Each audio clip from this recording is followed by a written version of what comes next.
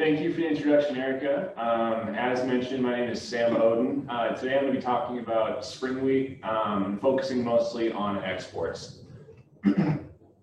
So on this first slide, we've got an image of what production looks like for the last roughly 12 years overlaid with exports. And as you can see, we had a pretty precipitous drop in both production and exports in this last this crop year. And in fact, the PNW had its largest year-on-year decline in total wheat exports in history. Spring wheat was, is a large majority of that. The majority of U.S. spring wheat exports, are out of the PNW. When you're looking at the orange line, which is exports, on this slide, 210 million bushels can really be thought of as about as close as we can get to a bare bones spring wheat export program. Included in this is primarily inelastic or non-price sensitive buyers such as Taiwan, Korea, and Japan. Unfortunately, this last crop year, we did not see meaningful exports to more incremental or price-sensitive buyers such as Vietnam, Malaysia, even the Philippines to some extent, which generally comprise a large percentage of U.S. spring wheat exports. Reason for this being that in part Canadian export capacity has been increasing quite a bit. As a result of that, their prices have been lower than ours, frankly. And also the U.S.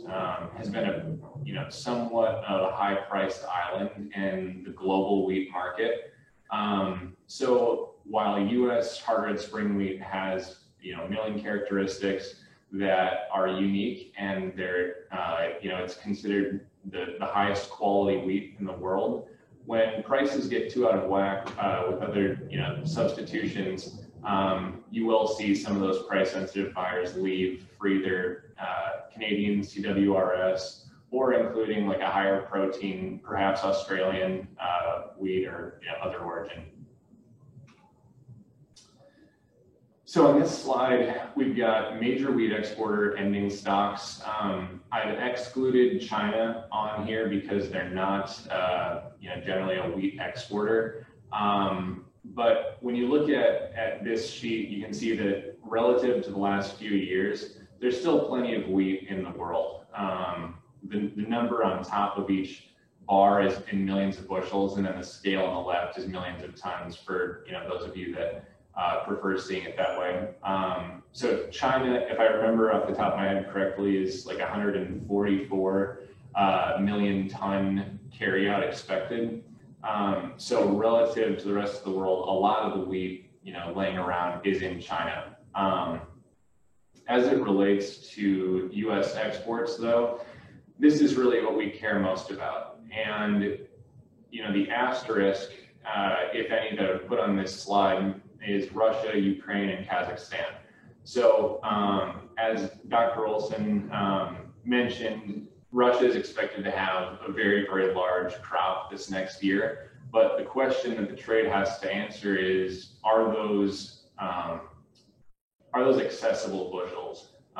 Russia, is still exporting wheat. A lot of those transactions are happening in Russian rubles rather than USD.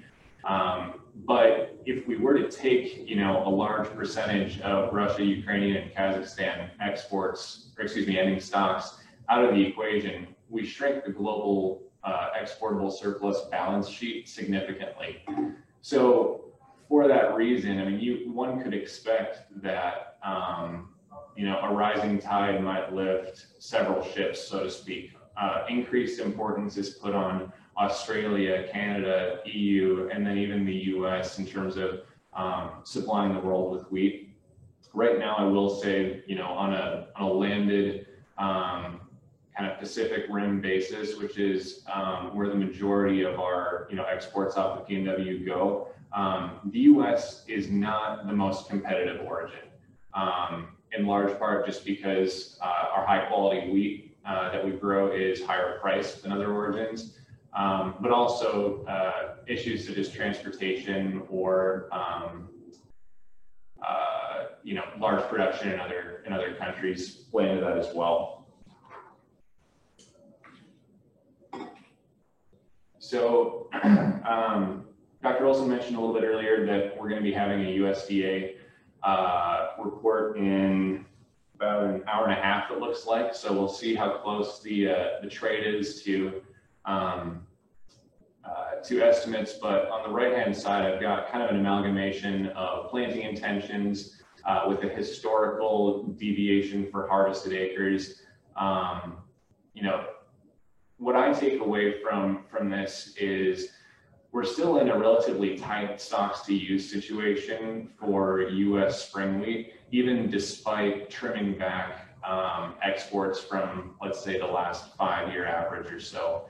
So I would say that relative to other classes of wheat in the U.S., spring wheat has a good case to stay supported, simply just because looking at that stocks to use ratio in the bottom right-hand corner, we're not expected, or I don't expect that 22-23 crop year will be a year where we have a large surplus above and beyond domestic use and exports.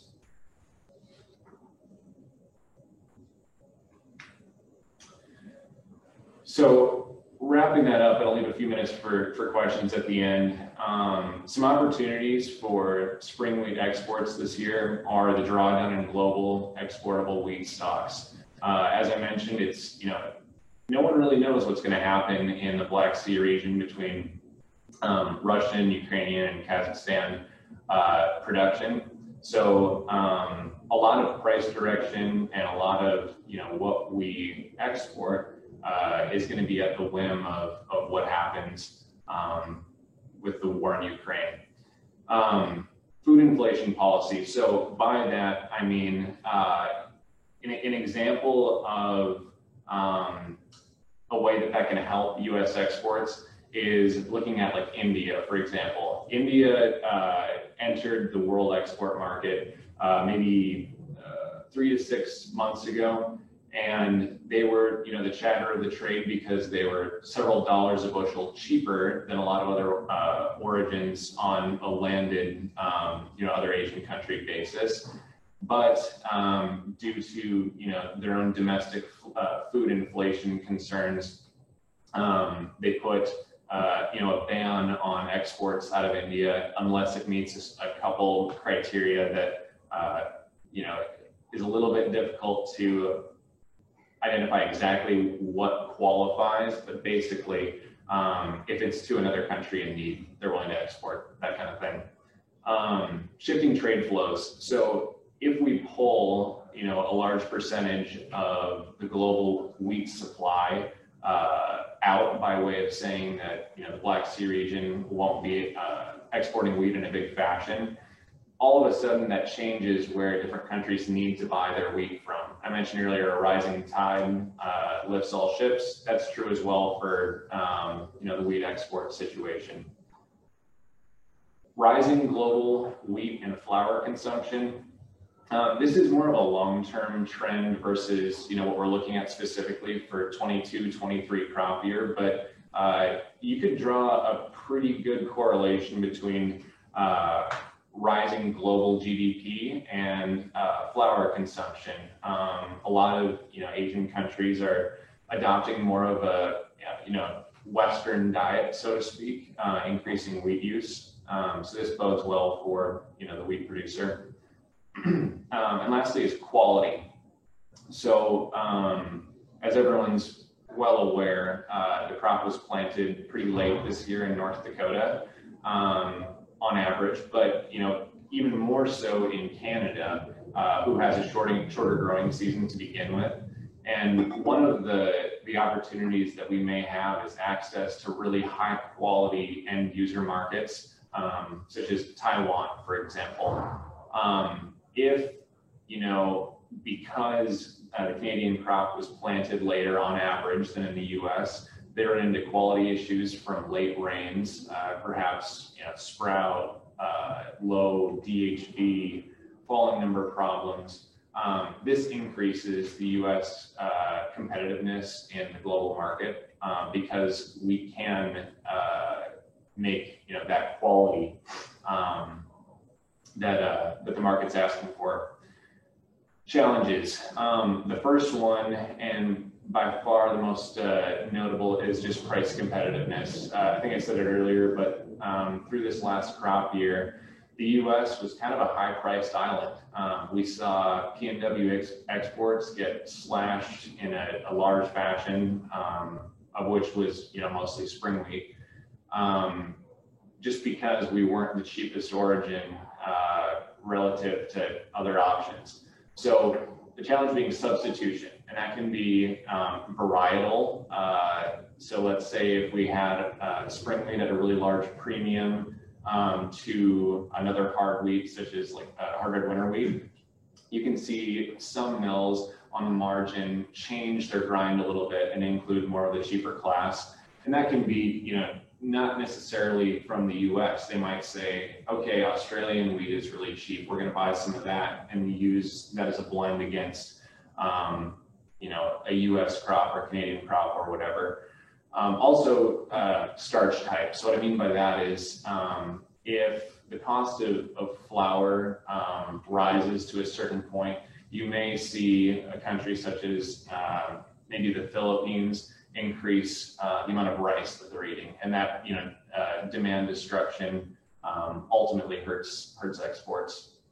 And finally, rising transportation costs. So this isn't specific to spring wheat, obviously. The entire marketplace, whether it's commodities or other widgets, is dealing with this. But to put it into scale, the BNSF rail rate from some of our locations in the Red River Valley in North Dakota, this right now versus this time last year is about 20 cents a bushel more expensive. So with really high domestic transportation costs, that makes us less competitive in the global market and ultimately hurts our export competitiveness. Also ocean freight. When you see ocean freight rates go really, really high like they are, it increases the price spread between other origins to a similar landed destination. What I mean by that is because Australia to Malaysia is a much shorter ride on a vessel than, say, the PNW to Malaysia, that price spread is bigger because the cost of ocean freight and the cost of fuel is higher because simply it's more miles. So that about wraps up our spring wheat export discussion. I think I've got a couple of minutes here for questions. And if there's anything that I miss or there's no time for it, you can email me at my email address at the bottom of the slide.